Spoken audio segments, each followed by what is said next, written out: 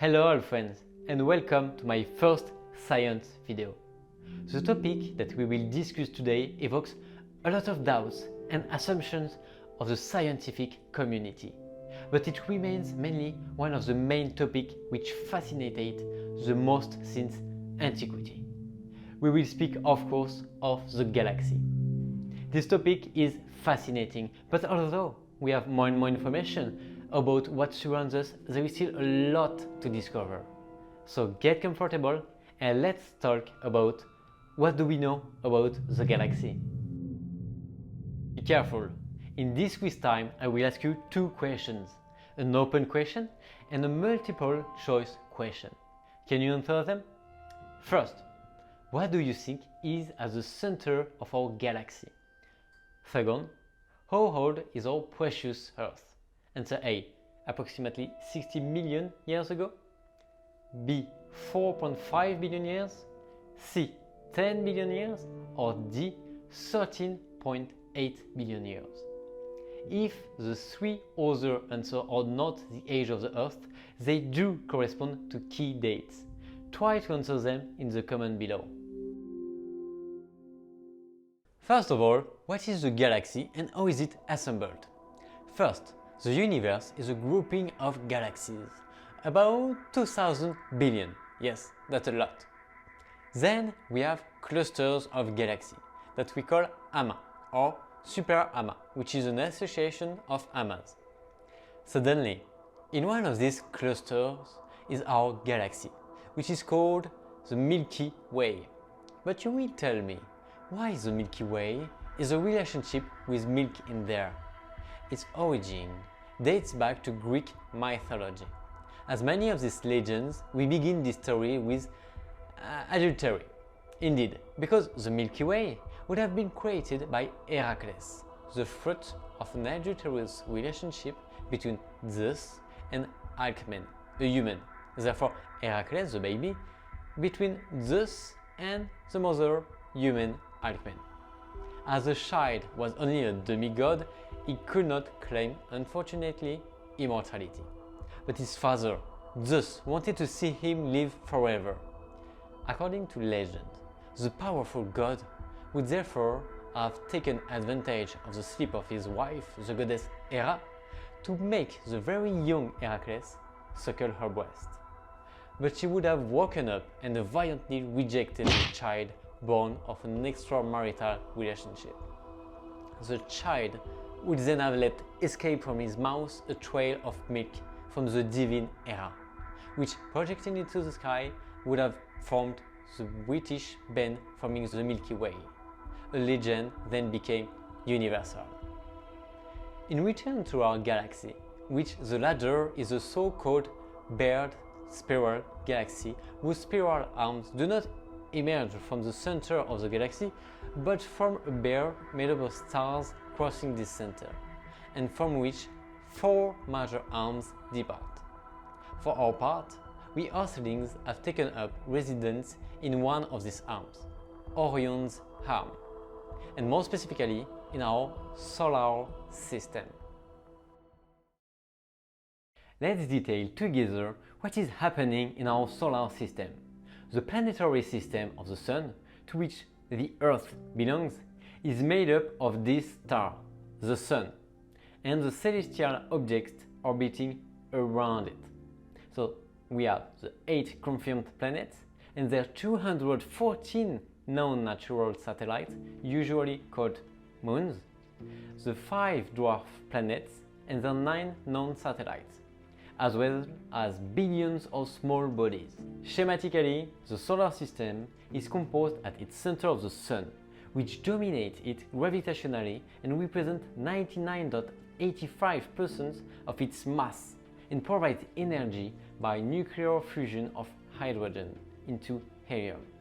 In short, the Sun is the one that gives us our energy through its rays and its mass which attracts us toward it and generates this rotation of all the planets around it. The planets closest to the Sun are the internal telluric planets, mainly composed of rocks and metals. In order of proximity, we have Mercury, Venus, the Earth and Mars. Then we have an asteroid belt made up of small rocky bodies, including the dwarf planet Ceres. This belt represents the difference between the inner and outer solar system. That is, the planets or what happens before the belt is in the inner solar system, and what happens next is the outer solar system. After the belt, therefore, in the part of the outer solar system, we find 4 giant planets.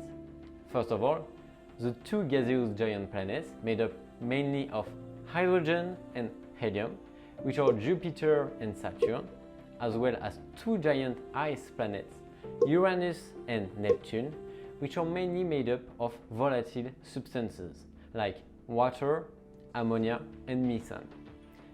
Are you looking for Pluto? Well, in 2006, Pluto lost its status as the 9th planet due to a change in the definition of what a planet is. For this to happen, a planet must meet 3 criteria. First, you have to be in orbit around the Sun. Second, be big enough to have a spherical shape. And third, point where our friend Pluto could not join us, is on the fact of being massive enough to attract more stars small towards it, and by attracting these stars, they will merge to form one or more moons, which will clean its area of gravitational influence. Without going into too much details, and to finish on this with a little everyday wink, have you ever noticed that the days of the week in French correspond to the representation of the planets? Monday, lundi, Lune. Then mardi, Mars. Mercredi, Mercure. Jeudi, Jupiter. Vendredi, Vénus. Samedi, Saturn. Dimanche, Sunday in English. Then Sunday is Sun Day, the day of the sun.